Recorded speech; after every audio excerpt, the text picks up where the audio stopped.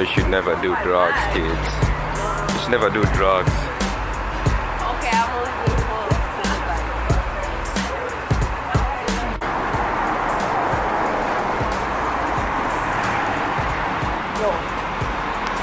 So first of all, I don't like reading books. I don't like books, but there's books here. Let me see if I can find a nice book right here. Hold on. Well, I'm gonna beat my picture. Get out. Screw you. What? Oh yeah, Game of Thrones. I wanna read this book. People say it's nice. I don't know. Yo, have you ever read this book? What? Have you ever read this book? Game of Thrones? No, okay. Get out of my picture. Are they free? Are these books free? Oh, $2 for each. Oh, if it was free, I could have took that. It's a nice chair. It's even stronger. Like, let me see if I can sit on it. So look at this little flower over here. It's nice. No, not you. Okay, I'm talking about that flower. But I'm a flower too. Whatever. Whatever. So flower, little tables. You see. Now, excuse me. Hello there, ladies and gentlemen, aka beautiful people. It's been like so many days I've been able to upload like a video on YouTube, but right now I'm trying to work. I'm not gonna show you because the camera setup is difficulty and I'm not gonna repeat what I did. But today we are going to talk about a shoe museum.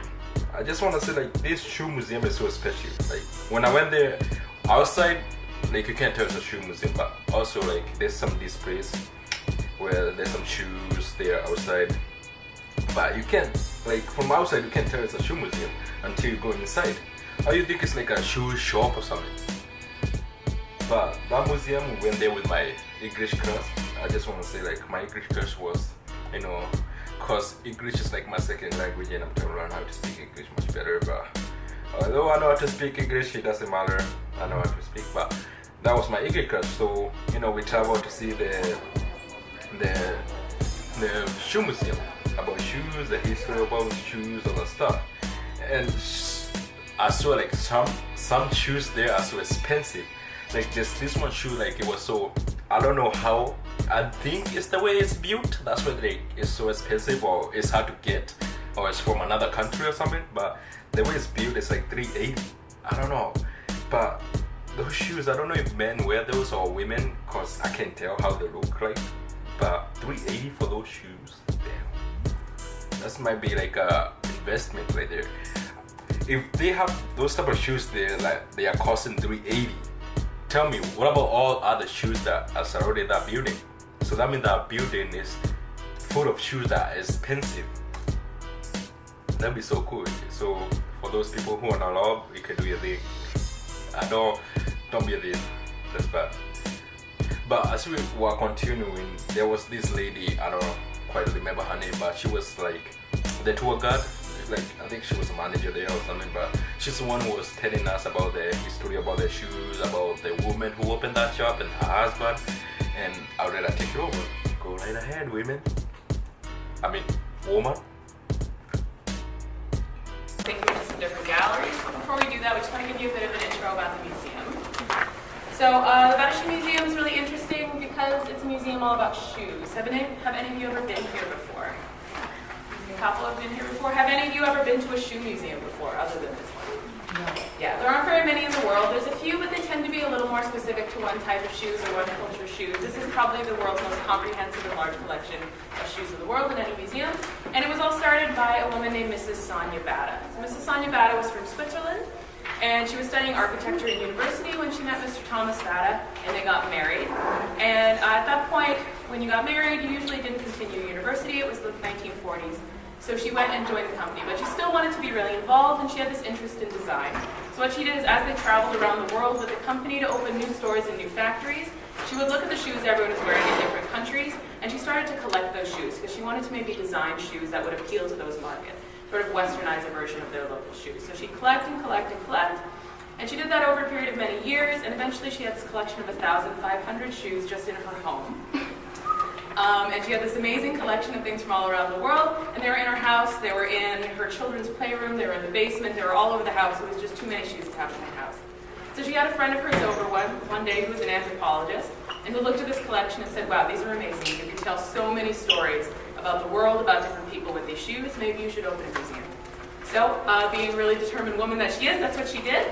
And she started the Bata Shoe Museum Foundation and began furiously collecting more and more shoes. Found this location, and this building was opened in 1995.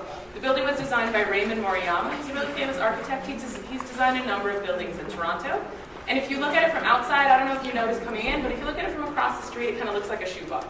And there's a lot of little design features in here that are meant to sort of reflect the idea of shoes. The walls are made in this limestone that sort of looks like suede. A lot of the signs are leather.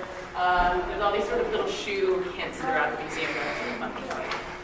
So now, when the museum opened in 1995, they continued to collect a little bit, and at this point, we have over 13,000 shoes and shoe-related items in our collection. So most of those are right below your feet in our vaults downstairs, and at any given time we have about 5% of those shoes on display. And our collection is so great and so extensive that generally what we can do is we can switch out these shoes and still tell the same stories. This is our permanent collection, and we'll be taking you to some other of our temporary galleries as well today. So I guess since we don't have a whole lot of time, we'll just get into our groups and start on our tours. So one group is going to come with me, one group will come with my name is Leora. I totally forgot that part at the beginning. My name is Leora. I'm a docent here, and this is Iana, and that's Emily over there. And each group is going to join one of us, so I'll come over here. So 1 of 3. And also one thing I forgot to mention is like this place that we went to, they kind of talked about history, about how women weren't allowed to go outside dressed some type of way, so they had to go to this. And like somewhere a small space where women can go, only women can go inside there and shop. They take off all their clothes and stay there comfortable, and they can shop, do hair, do whatever women stuff back in the day. But now women are allowed to do whatever the fuck they want. Even I don't even know what I'm looking for. The shop is called Chopina K. I think it was back in the day where women used to come into the day. So, yeah.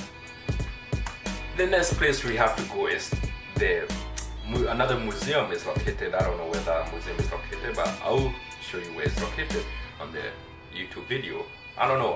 I'll show you a link in the description, so make sure you check it out.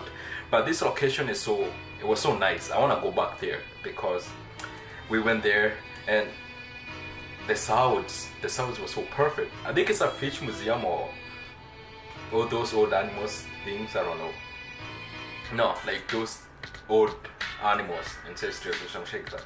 But the sounds are so perfect. Like if you listen to it, it's like so peaceful. People are so happy. The sounds of the fish, the sound of the surroundings, like the building itself. All you can hear is people shouting, laughing, all that stuff. That's type of things that I don't understand. Like, how come we can't do these things every day?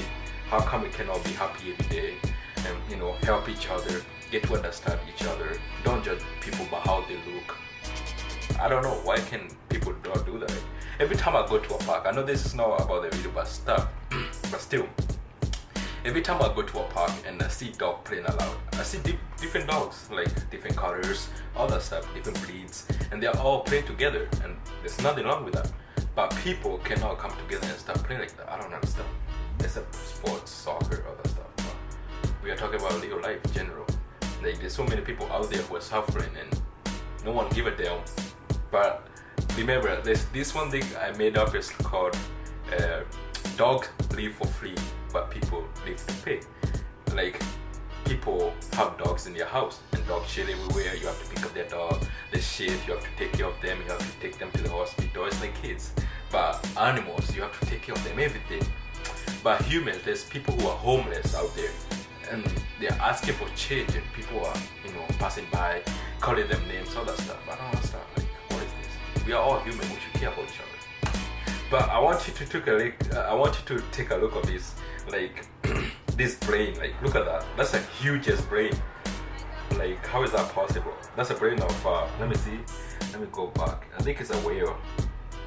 A blue. No, it's a Yeah, blue whale. Wow, that's a brain of a whale right there. That's where all the thoughts come from. Then the next thing is the heart. Like, look at that fucking heart. So big. Like, how? Tell me, it's like the whole fucking body of a human being. Like, that heart is so big. It's for a whale.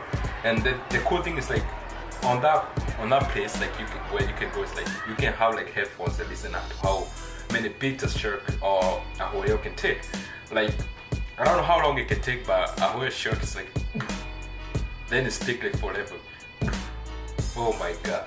I don't know why I'm so fascinated in these heart things. Like in my heart, I like it to be like slow. I don't know why. Like, I think that's the video stopped right there because, you know, I lost my footage from my camera because my camera is old and I have to get a new one. And right now I'm using my computer, and I like it when I use my camera because it's more professional and the sound is much better and it helps me explain more better, but the computer sounds kind of shit. So that's why I have to use my camera, but, you know, I lost the footage.